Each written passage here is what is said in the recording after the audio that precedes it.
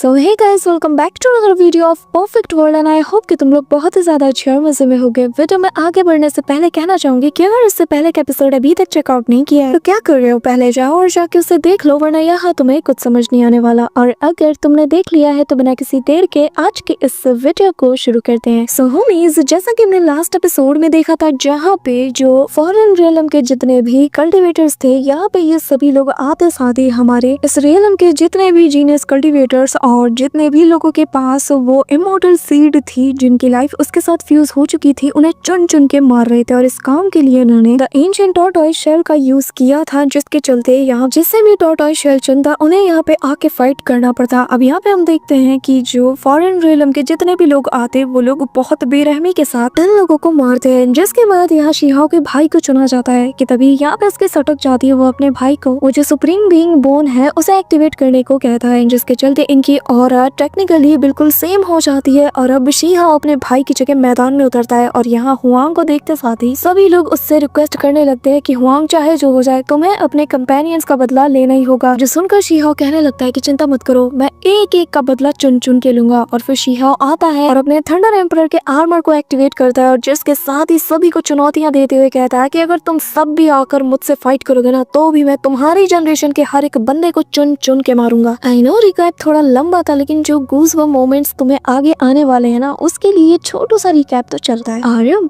आगे सो होमीज, हमारे इस पार्ट की स्टार्टिंग भी वहीं से होती है जहाँ पे लास्ट पार्ट एंड हुआ था। और हमने देखा था कि उस मेंटिस ने यहाँ पे गुस्से में आकर शीहाओ की तरफ अटैक कर दिया था और अब शीहाओ यहाँ पे थंडर एम्परर की पावर्स को एक्टिवेट करता है, उन्हें अपने हाथों में गैदर करते हुए सीधा कड़ाकेदार बिजली यहाँ पर मेंटिस की तरफ दौड़ा देता है, जिसके चलते मेंटिस का अटैक और शीहाओ का ये थंडर अटैक दोनों काफी तेजी से एक दूसरे का सामना करते हैं। जैसे ये कोलाइड करते हैं बहुत ही पावरफुल इम्पैक्ट इनके अटैक के टकराने से निकलता है कि तभी यहाँ सिल्वर हेयर वाली लड़की कहती है कि क्या बकवास है टांगू, आखिर तुम्हें हो क्या गया है, आखिर तुम वहाँ कर क्या रहे हो, क्या तुम्हें इस पे दया आ रही है या फिर तुम इस पे रहमदिली दिखाकर महान बनना चाहते हो, आखिर तुम खुद को होल्ड बैक क्यों कर रहे हो, यहाँ पर कितने लोग लाइन पे लगे हैं तुम्हें समझ नहीं आ रहा। यहाँ पे ये सुनकर उस मेंटिस को और ज्यादा गुस्सा आता है कि यहाँ पर एक लड़की उसे लेक्चर दे रही है, टिपिकल मर्दों वाली आदत बस वही। यहाँ पे वो सारा गुस्सा शीहाओ पे उतारते हुए कहता है कि तुम्हारे जैसा कीड़ा जिसने गलती से एक अटैक क्या कर लिया, मेरे अटैक को काउंटर क्या कर लिया, तुम्हारी वजह से मुझे यहाँ पे सुनाया जा रहा है, अब तो तुम नहीं बचने वाले। कहते हुए वो काफी तेजी से स्पिन करता है और उसकी तरफ बढ़ते हुए कहता है कि तुम्हारे जैसा घटिया कीड़ा मेरे सामने कुछ भी नहीं, तुम बहुत ज्यादा कमजोर हो और मेरे सामने फाइट करने के तुम लायक भी नहीं। इसके साथ ही वो बिजली की स्पीड से शीहाओ की बॉडी से जा टकराता है और यहाँ पर जितना भी उसके अंदर गुस्सा था, जो भी भड़ास थी, वो यहाँ अपने पंचेस के जरिए से निकाल देता है, जिससे काफी सारा इम्पैक्ट रिलीज होता है। पर तभी अगले ही पल यहाँ पे हम शीहाओ के उन्हीं थंडर्स को देखते हैं जिन्हें कि वो कंट्रोल करता है। यहाँ पे चारों तरफ येलो कलर की थंडर्स एनर्जी दौड़ जाती है और यहाँ अगले ही पल मेंटिस के चीखने की आवाजें सुनाई देती हैं और पलक झपकते ही उसका एक हाथ कट चुका था, उसकी बॉडी दूर हवा में गिर रही थी और ये अभी भी बहुत बुरी तरीके से चिल्ला रहा था कि तभी एनिमेशन तुम बस देखना। यहाँ पे हम शीहाओ को देखते हैं जिसने की अपने उन्हीं गोल्डन वाइन्स का यूज किया था, साथ ही अपने उसी स्वॉर्ड का भी उसने अपनी तलवार उसी डायरेक्शन में तान रखी थी। यहाँ पर उसकी स्वॉर्ड पे मेंटिस का ब्लड भी लगा हुआ था जो कि ग्रीन कलर का था और शीहाओ बहुत ही कूल वे में उसकी तरफ देखे जा रहा था। और एनिमेशन बस तुम देखो, मैं क्या बोल, यहाँ पे शीहाओ इतना ज्यादा कूल लग रहा था कि तभी यहाँ पर उसके स्वॉर्ड से वो ग्रीन कलर का ब्लड सीधा जमीन पे गिरता है जो कि किसी एसिड के समान था। और यहाँ पर हम उसी मेंटिस को देखते हैं जो कि यहाँ पर दर्द के मारे छटपटाते हुए कहता है कि आखिर ऐसा कैसे हो सकता है, ये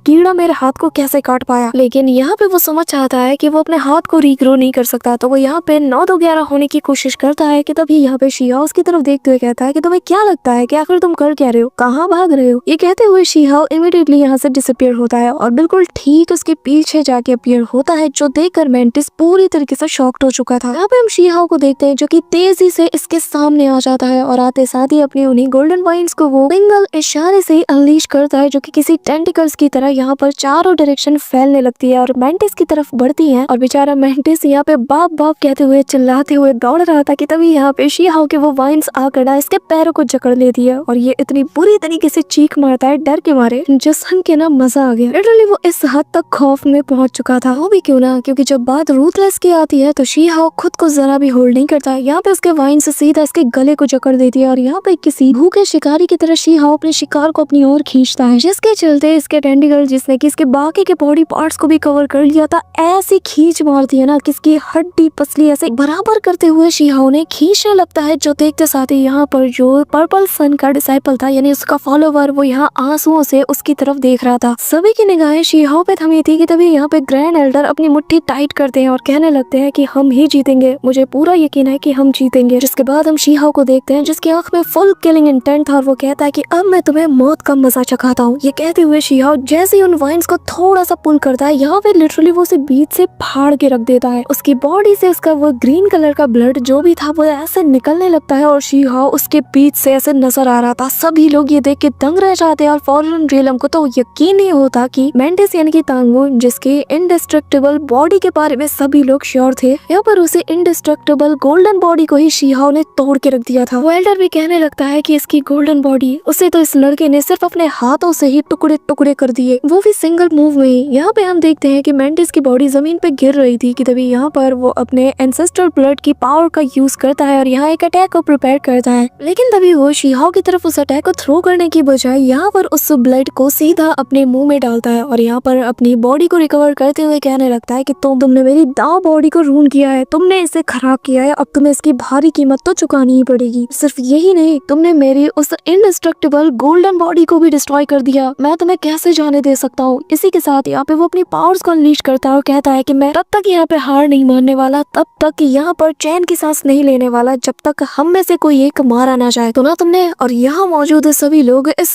बात के गवाह रहेंगे। अब यहाँ पर इसकी बकवास सुनते साथ ही शीहाओ कहने लगता है कि तुम्हारे आखिरी वर्ड्स अगर खत्म हो गए हो तो अब मैं अपना काम शुरू करूँ। ये कहते हुए शीहाओ अपने पावर्स को वापस से गैस ऑन करता है और पलक झपकती ही इसके सामने आके वो अपीयर होता है, मुक्के कपड़े टाइट करता है और कहता है कि अब तो भाड़ में जाएगा। और अगले ही पल सीधा अपना मुक्का इसके पेट पे लैंड करता है, जिसके चलते ये बिल्कुल सेकंड्स में जमीन में धराशायी हो चुका था। लेकिन शीहाओ कहाँ छोड़ने वाला था, उसे तभी से लिटा लिटा के मारना था। उसके बाद वो अपनी कमाल की स्ट्रेंथ और थंडर पावर की टेक्निक का यूज करते हुए सीधा इसके आसपास चक्कर लगाना शुरू कर देता है। हर एक स्पिन में ये मल्टीपल अटैक्स इस पे करता है और इस बंदे को पता नहीं चल रहा था कि घूसा कहाँ से पड़ रहा है और लात कहाँ से पड़ रही है, बस यहाँ पर इसे पड़े जा रहा था और ये बेचारा बस चिल्लाते हुए अपने पेन को कम करने की कोशिश करता है। वहीं शीहाओ इतनी तेजी से स्पिन करता है कि इसके आसपास लाइटनिंग का एक टॉर्नेडो बनने लगता है सिर्फ शीहाओ के इतने फास्टली रोटेट करने से। और कहता है ना कि तारीफ वही जो दुश्मन करे। यहाँ पर मेंटिस कहता है कि आखिर ये क्या बवाल चीज है, इसकी स्ट्रेंथ इनसेन लेवल पे है, आखिर किसी ये कॉम्बैट इंस्टिंक्ट इस हद तक टेरिफाइंग कैसे हो सकती है। ये बाकी के सो कॉल्ड जीनियसेस की तरह नहीं है जिन्हें बस रिसोर्सेस खिला खिला के मोटा किया गया है और जिनके अंदर जीनियस का जी भी नहीं। इसी के साथ शीहाओ इसकी पसलियां तोड़ देता है और अगले ही पल हवा में शीहाओ जंप करता है। ये बंदा कहने लगता है कि ये बिल्कुल बिल्कुल हमारे रियलम के जो टॉप लेवल के पावर हाउसेस हैं, जिन्होंने की ब्लडी पाथ को अपनाया था और जिस पे चल के उन लोगों ने रूथलेसनेस की चरम सीमाओं को पार किया था, ये बिल्कुल बिल्कुल उन्हीं के जैसा है। इस दौरान शीहाओ बिजली की स्पीड से जिगजैग पैटर्न में इसके सामने आकर सीधा एक जोरदार किक इसके पेट में लैंड करता है और इस बार इसकी जो रीढ़ की हड्डी तक चकनाचूर हो जाती है और जिसके चटकने की आवाज ना मेरे कानों को बड़ी सेटिस्फाइड कर रही थी। यहाँ पर ये बंदा दर्द के मारे ऐसे कर्राना शुरू कर देता है। वहीं दूसरी तरफ शीहाओ कहने लगता है कि तुम सभी को मैं एक एक करके आफ्टर लाइट के दर्शन करवाने वाला हूँ, बस तुम देखते जाओ, तुम्हारे बाद तुम्हारे साथियों का नंबर है। ये कहते हुए वो और प्रेशर डालता है और अगले ही पल इस बंदे को जमीन की तरफ पुश करता है और यहाँ पे शीहाओ ने अपनी थंडर पावर का भी यूज किया था। इसी दौरान ये नजारा देखने में कमाल का लगता है, ऐसा लग रहा है जैसे आसमान से कोई मीटियोर जमीन की तरफ फुल स्पीड से बढ़ रहा है। और ये था शीहाओ का फर्स्ट किंग स्लेन अटैक। सभी लोग यहाँ पे दंग रह जाते हैं और यहाँ पे सबसे अच्छा साइड अगर कोई था तो यहाँ पर ये फॉरेन रियलम का, जहाँ पर बिल्कुल पिन ड्रॉप ऑफ साइलेंट छा जाता है। वहीं दूसरी तरफ शीहाओ अपने रियलम के जितने लोग यहाँ पे मारे गए थे, इनकी बॉडी को बहुत ही रिस्पेक्ट के साथ यहाँ उठाते हुए इनके लोगों तक उसे पहुंचा देता है। यहाँ पे पर्पल सन का वो जो लॉयल फॉलोअर था, जो कि अपना सिर पटक पटक के जान देने की कोशिश कर रहा था, जैसे ही उसे अपने मास्टर की बॉडी मिल जाती है वो यहाँ पर रोना बंद कर देता है। यहाँ पे उसकी बचे कुछ अवशेषों को पाकर ही वो काफी ज्यादा राहत फील करता है। वहीं दूसरी तरफ हम देखते हैं कि सभी लोग यहाँ शीहाओ को चीयर करना शुरू कर देते हैं, सभी को शीहाओ में उम्मीद नजर आती है। वहीं दूसरी तरफ हम शीहाओ को देखते हैं जो कि चिल्लाते हुए कहता है कि अगली बारी किसकी है, जल्दी से सामने आओ वरना मैं अगर वहाँ आ गया ना तो बहुत बुरा होगा। इसी दौरान वो एंशिएंट टॉर्टोइस शेल था वो यहाँ पे एक्टिवेट हो जाता है और अब वो अपना अगला सिलेक्टिव पर्सन चुनता है। और यहाँ पे ये नजारा देखते साथ ही वो जो फॉर्चून रियलम का जो एल्डर था वो कहने लगता है कि आखिर यहाँ पे क्या हो रहा है, यकीन नहीं हो रहा कि इस लड़के ने पूरी बात ही पलट के रख दी। कि तभी यहाँ पर गोल्डन गोट को इस बार चुना गया था, जिसकी पावर लेवल वॉइड दाव रियलम है। यहाँ पे ये जो बंदा था इसके भी डर के मारे हालत खराब हो रही थी, लेकिन ये अपने डर को अपने अंदर सप्रेस करता है। वहीं दूसरी तरफ जो एल्डर था वो शी हाओ की तरफ देखते हुए कहने लगता है कि अच्छा, मतलब कि जितना लाचार, निकम्मा और घटिया हमने तुम्हारे रियलम को समझा था, तुमने साबित कर दिया कि अभी भी कुछ लोग बचे हैं जिनकी हड्डियों में दम है। चलो ठीक है, तुम जीत गए हो तो अब तुम अपने नाम को विड्रॉ कर सकते हो ताकि यहाँ पर किसी और को तुम भेज पाओ और तुम्हारी जगह वो मरे। यहाँ पे इसकी बात पूरी नहीं हो पाती कि तभी शी हाओ चिल्लाते हुए कहता है कि चुपचाप उसे भेजो वरना मैं तुझे मार डालूंगा। यहाँ पे शी हाओ की आंखों में किलिंग इंटेंट के साथ साथ वो अपनी टेरिफाइंग यहाँ पे थंडर एनर्जी को भी रिलीज करता है कि तभी यहाँ पर वो जो गोल्डन गोट था वो सामने आ जाता है। रात साथ ही अपनी ट्रू पावर को अनलीश करता है जो कि सीधा आसमानों से जा टकराती है। और यहाँ पे हम देखते हैं कि वो अपने इटर्नल डीमन वॉल नाम की टेक्निक का यूज करता है जिसके चलते उसकी बॉडी काफी ज्यादा एक्सपेंड हो जाती है और किसी डिमोनिक फिगर का वो रूप ले लेता है जिसकी बड़ी बड़ी हॉर्न्स थी। और अब वो यहाँ पे अपनी ट्रू पावर को रिलीज करता है शी हाओ के ऊपर उसे सप्रेस करने के लिए। या फिर जैसे जैसे उसकी बॉडी एक्सपेंड करती जाती है शी हाओ के ऊपर वो और ज्यादा प्रेशर डालने लगता है, लेकिन शी हाओ को कुछ भी फर्क नहीं पड़ रहा था, जो देख के इस बंदे को और गुस्सा आता है। यहाँ पे चारों तरफ उसकी शैडो छा जाती है क्योंकि वो काफी ज्यादा जॉइंट हो चुका था। और यहाँ पे एल्डर बताने लगते हैं कि ये फॉरेन लैंड का एक ऐसा टेक्निक है जिसे कि एंसेस्ट्रल आर्ट यूनिक टेक्निक कहा जाता है। और यहाँ पे एल्डर क्यों कह रहे थे ये बात, क्योंकि तभी यहाँ शी हाओ के ऊपर एक बहुत बड़ा सील आगे बढ़ रहा था जो कि किसी स्टोन जैसा दिख रहा था। फुल स्पीड के साथ शी हाओ को मसलने के लिए ये उसी की तरफ चार्ज करता है और शी हाओ भी बस उसे देखे जा रहा था। यहाँ पे एल्डर बताने लगते हैं कि इस टेक्निक की सबसे खासियत बात यह है कि जितने ज्यादा लोग इस टेक्निक के जरिए से मारे जाएंगे उतना ज्यादा ही इसका यूजर स्ट्रॉन्ग बनता जाएगा और उतनी ही ज्यादा इसकी इनहेरिटेंस की पावर भी बनती जाएगी। यहाँ पे हम शी हाओ को इस दौरान देखते हैं जो कि यहाँ पे अपने कुछ स्पेल्स का यूज करता है और यहाँ पर वो इमॉर्टल सूत्रा के जितने भी उसके पास फ्रेगमेंट्स थे उनका यूज करते हुए कमाल की टेक्निक का यूज करता है जो कि बिजली से भी ज्यादा तेज थी। और यहाँ पे ग्रैंड एल्डर बस कह ही रहे होते हैं कि मेरे बच्चे बहुत ज्यादा सावधान रहना कि तभी शी हाओ यहाँ वो अटैक उसकी तरफ चल देता है और ये बहुत स्पीड से इसको बिल्कुल पेनिट्रेट करते हुए आगे बढ़ जाती है। इसी के साथ हम देखते हैं कि शी हाओ का सिंगल अटैक ही यहाँ पर इस बंदे को निपटा के रख देता है। उसे यहाँ पर चू तक की आवाज निकालने का मौका नहीं मिलता और यहाँ शी हाओ बंदे का ऐसे पलक झपकते ही सूपड़ा साफ कर देता है। यहाँ पर हम देखते हैं कि सभी लोग यहाँ पे स्पीचलेस हो चुके थे और शी हाओ ने अपने सेकंड किंग स्लेन अटैक से इसका काम तमाम कर दिया था। और फिर वो बहुत कूल वे में कहता है कि अब बारी किसकी है कि तभी यहाँ पर वो शेल अब यहाँ पर फेंग ज़ेंग नाम के एक बंदे को चूज करता है जो कि यहाँ पे कहने लगता है कि तुम्हारा पाला अब मुझसे है और लगता है कि तुम्हारी जितनी भी अच्छी किस्मत थी वो आज मेरे सामने आकर तुम्हारा सारा लक जो था वो खत्म होता है। जिसके बाद फेंग ज़ेंग आगे आता है और यहाँ पे आते साथ ही अपना नाम देता है और कहने लगता है कि मैं वो फेंग ज़ेंग हूँ जो कि आज तुम्हारी मौत को यहाँ पे लिखेगा। सभी लोग आज मेरे हाथों तुम्हारी मौत को विटनेस करने वाले हैं, तो क्या तुम तैयार हो कि तभी यहाँ पर वो अपनी पाल को अनलीश करता है। शी हाओ बस इसकी बकबक को सुने जा रहा था और मौके का इंतजार कर रहा था कि कब ये बोलना बंद करे और मैं इसका काम तमाम करूँ। यहाँ पे हमें बताया जाता है कि ये जो फेंग ज़ेंग है ये एन क्लैन का एक डिसेंडेंट है जिसे कि एंशिएंट क्लैन माना जाता है फॉरेन रियलम में और यहाँ पर वो अपने एंशिएंट ब्लड लाइन की पावर का यूज कर रहा था। यहाँ पे फेंग ज़ेंग कहने लगता है कि आज मैं तुम्हें मेरी एंशिएंट ब्लड लाइन की ताकत का नमूना दिखाऊंगा। यहाँ पे एन क्लैन का नाम सुनते साथ ही शी हाओ कहने लगता है कि ये सब छोड़ो, ये बताओ लड़ना तो आता है या फिर बस यही जुबानबाजी ही तुम्हें आती है बाकियों की तरह। ये कहकर शी हाओ मुंह पे इसकी बेइज्जती कर देता है कि तभी ये बंदा यहाँ पर अपने एक वेपन को आसमान से समन करता है और हम देखते हैं कि यहाँ पर जायंट सा वेपन आसमान से सीधा इसकी तरफ बढ़ता है जो कि 3 अलग अलग स्वॉर्ड के फॉर्म में था। और यहाँ पर सिंगल इशारे से ही अचानक से ये 3 अलग अलग स्वॉर्ड एक में फ्यूज होके एक अल्टीमेट वेपन का रूप ले दिया। एंड ट्रस्ट में इसे देखकर मुझे भी लग रहा था कि शायद ये जीत जाए, लेकिन एक वो होता है ना कि अपना बंदा संभालने का, बस यही गट फीलिंग ना मुझे अभी तक चिल किए हुए है। यहाँ पे हम देखते हैं कि ग्रैंड एल्डर तक पैनिक करने लगते हैं और कहने लगते हैं कि क्या वो एंटिटी, क्या वो अभी भी जिंदा है? ये तो अपने नाम की तरह ही बहुत ज्यादा एंशिएंट वेपन है। यहाँ पर सभी लोग हैरान थे कि ग्रैंड एल्डर किसी को इतनी ज्यादा रिस्पेक्ट, इतनी ज्यादा अटेंशन दे रहे हैं, तो आखिर वो कौन होगा? शी हाओ का भाई पूछता है कि आखिर आप किसकी बात कर रहे हैं और वो कौन है? उस वेपन को देखते साथ ही शी हाओ आसमान की तरफ देखते हुए कहीं पे खो जाते हैं और कहने लगते हैं कि मैं उस सुप्रीम बीइंग की बात कर रहा हूँ जो कि एक सुप्रीम एग्जिस्टेंस है। इसी दौरान हमें यहाँ पर उसी मिस्टीरियस से पर्सन का फिगर दिखाया जाता है जो कि यहाँ पर बादलों के बीच घिरा हुआ था और देखकर ही लग रहा था कि बहुत ही खतरनाक इंसान होगा। ग्रैंड एल्डर बताते हैं कि जिसके सरनेम को पुकारना ही ऐसा है कि जैसे तुम उसके ट्रू नेम को पुकार रहे हो और वो पलक झपकते ही तुम्हारे सामने आ जाएगा और तुम्हें खा जाएगा। और उसके वेपन स्पिरिट के फ्रेगमेंट ने उसके सोल के एक छोटे से हिस्से को यहाँ पे मैनिफेस्ट किया है जो कि तुम्हारे सामने उस वेपन को होल्ड किए नजर आ रहा है। तो ये देखा,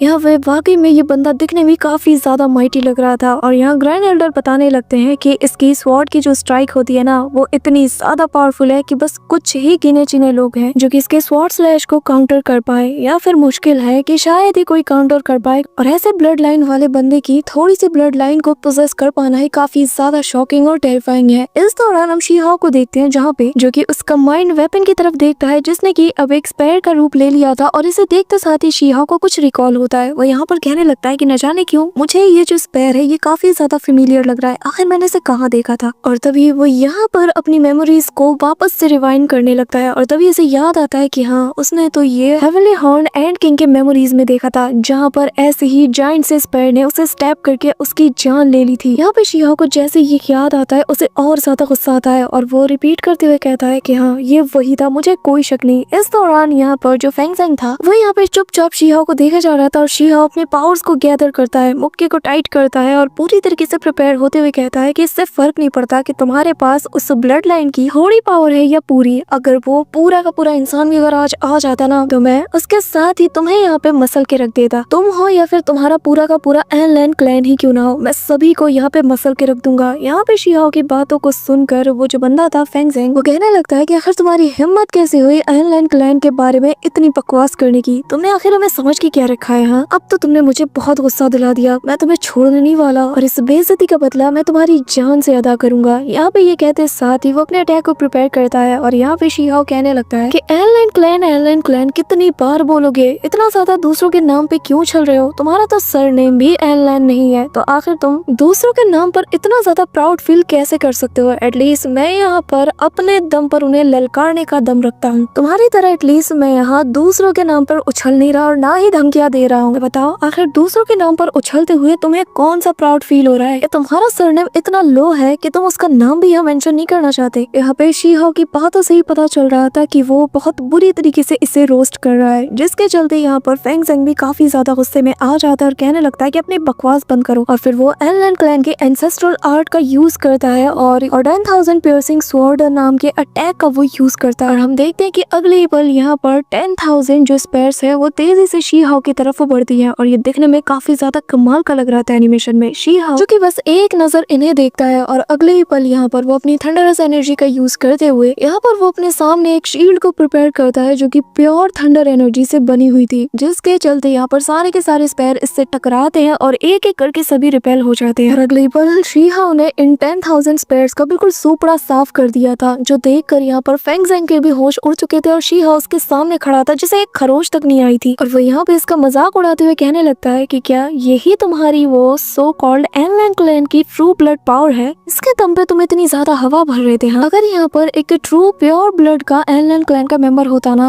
तो शायद मुझे यहाँ पर थोड़ी देर के लिए वो एंटरटेन कर पाता, लेकिन तुम, अरे यार मुझे याद करने में भी शर्म आ रही है, तुमने बस मेरा वक्त जाया किया। ये सुनकर यहाँ पर फेंग ज़ेंग को गुस्सा आता है और वो शी-हाओ से कहने लगता है कि तुम्हारी हिम्मत कैसे हुई मेरा मजाक उड़ाने की। और फिर वो उससे क्लोज कॉम्बैट करने के लिए उसके पास चला जाता है जहाँ पर दोनों के बीच हाथापाई होती है। फेंग ज़ेंग जो कि शी-हाओ से अभी भी पता नहीं किस दम पे कह रहा था कि मैं तुझे मार डालूंगा, यहाँ पे शी-हाओ की सटक जाती है। वो कहने लगता है कि एक ऐसा बंदा जो कि दूसरों के नाम के आगे घुटने टेक दे, जो दूसरों के दम पर उछल रहा हो, वो मुझे मारेगा। ये कहते हुए शी-हाओ फुल किलिंग इंटेंट के साथ इसकी ओर बढ़ता है। वहीं दूसरी तरफ ज़ेंग फेंग भी इसकी तरफ बढ़ते हुए कहता है कि मैं मेरे क्लैन के एंसेस्टर को इतना ज्यादा एडमायर करता हूँ, तो आखिर इसमें क्या बुराई है। ये कहते हुए वो अपना फिस्ट अटैक उसकी तरफ करता है। शी-हाओ का अटैक भी यहाँ उसके फिस्ट से टकराता है और यहाँ पर दोनों के कोलाइजन से काफी पावरफुल इम्पैक्ट रिलीज होता है। शी-हाओ से एनलैंड कहता है कि मेरे पास तो फिर भी कुछ है जिसका नाम मैं यहाँ पे ले सकूं, आखिर तुम्हारे पास कौन से क्लैन की ताकत है, तुम किस क्लैन से बिलोंग करते हो। कि तब शी-हाओ यहाँ पे इतना ज्यादा इम्पैक्ट रिलीज करता है कि लिटरली बंदे का हाथ यहाँ पे डिस्ट्रॉय हो चुका था, वो बिल्कुल नम पड़ चुका था और इमीडिएटली वो काफी दूर जाके खड़ा हो जाता है। इस दौरान वो यहाँ पर अपने एक और अटैक को प्रिपेयर करने लगता है। वो यहाँ पर अपने उसी स्पेयर को समन करता है, उसे हाथ में थामते हुए कहने लगता है कि मेरे एंसेस्टर ने तुम्हारे रियलम के न जाने कितने इमोर्टल्स को स्लॉटर किया है और आज उसके स्पेयर के इनहेरिटर होने के नाते मैं उनका एक काम को आगे ले जाऊंगा, मैं आज तुम्हें यहाँ पर उन्हीं के स्पेयर से स्ले करके रहूंगा। कहते हुए वो पकड़ता है अपना स्पेयर और चिल्लाते हुए शी-हाओ की तरफ इसे थ्रो कर देता है। उस स्पेयर भी फुल स्पीड के साथ शी-हाओ की तरफ एक्सेलरेट करता है और शी-हाओ जैसे ही इस चीज को देखता है वो कुछ नहीं करता है, बस यहाँ पर ये स्पेयर बिल्कुल उसके मुंह के सामने आके रुक जाता है और हम देखते हैं कि शी-हाओ ने लिटरली अपने 2 फिंगर से स्पेयर को रोक लिया था। था, जो देखकर सभी दंग रह जाते हैं। और अगले ही पल शी हाओ का यहाँ पे ट्रांसफॉर्मेशन भी होता है और शी हाओ अब यहाँ इम्प्रेसिबल स्कल्पचर का यूज करता है और यहाँ पे उस स्वॉर्ड को वो बस अपने प्रेशर से ही होल्ड करे रहता है। यहाँ पे ये नजारा देखते साथ ही एंड किंग समझ जाता है और कहता है कि ये तो वही इमॉर्टल स्कल्पचर है। सो होमीज, हमारा आज का ये एपिसोड तो यहीं पे एंड होता है, लेकिन इसका नेक्स्ट पार्ट बहुत ही जल्द चैनल पे आने वाला है। लेकिन तब तक के लिए तुम्हें इस वीडियो पे 4K लाइक्स और 400 कमेंट्स को पूरा करना होगा और जितनी जल्दी टारगेट पूरा करोगे उतनी ही जल्दी तुम्हें वीडियो देखने को मिल जाएगी, बिल्कुल आज की तरह। So that's it for today guys. I hope कि तुम सबको आज की वीडियो काफी ज्यादा पसंद आई होगी। अगर हाँ तो वीडियो को लाइक करना, चैनल पर नए हो तो सब्सक्राइब करना। तो मिलते हैं नेक्स्ट वीडियो में, तब तक के लिए बाय।